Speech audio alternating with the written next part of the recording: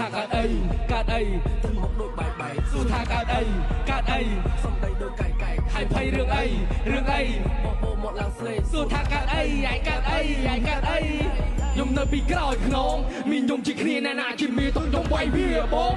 ខឹងអ្នកណាចេះទុកឲ្យបងជាអ្នកស្លេះឮថាសិតតពួរផេះពួកអាស៊ីអត់ហ៊ានសងពួកអាចោនៅក្នុងរបងអត់គិតជួចង់កាត់កោនេះជាកណិតដែលបច្ចាក់ពីសណ្ដានគេខំចឹងស៊ីបាយបោកចានកណិតនៅភ្លើតែបញ្ចង់មានបានហើយដើរយូរដើរសសូមបីដាសល់អីកើតបាននឹងអត់កណិតអត់ជាគូវីអត់ឆាតត្រង់10ឆ្នាំទីក៏វាបានតើថាគុំបំភ្លើបំភ្លៃបាត់ធ្វើជើគុំសួរថាថៃហើយលឺទេបងសួរតែកើតអីពាក់មុខយ៉ាងណៃចូល30សេកឯងទៅកៅអីសំដីសជាតិធម្មជាតិអកកែធម្មតាគេចង់មានតែពេលនៅមកកវាយធម្មតានៅផ្ទះក៏ខំធ្វើស្ទាយតែកូនបាច់ជួយពីនៅក្នុងបោឡាសួរថាកើតអីឯងកើតអីមិនក៏ភ្លើមកតំហឹងសួរថាកើតអីឯងកើតអីជើងពីរវិញមិនប្រឹងសួរថាកើតអីឯងកើតអីបានហើយធ្វើស្ងាត់ឆាន់សួរថាកើតអីឯងកើតអីវាតាមត្រង់គុំមកកើតអីឯងកើតអីនឹងមិនច្បាស់ចេះតែនិយាយសួរថាកើតអីឯងកើតអីបានបត់វិញតែជើងខ្លីចេះតែកើតអីឯងកើតអីចេះតែទៅបំភ្លើបំភ្លៃខូចចិត្តរឿងអីខឹងរឿងអីចាំបាច់ពាក់មុខជាគេសួរថាកើតអីឯងកើតអីច្បាស់ចេះតែនិយាយសួរថាកើតអីឯងកើតអីបានបត់វិញតែជើងខ្លី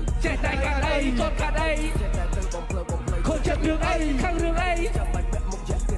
ហេMake some noise for Team K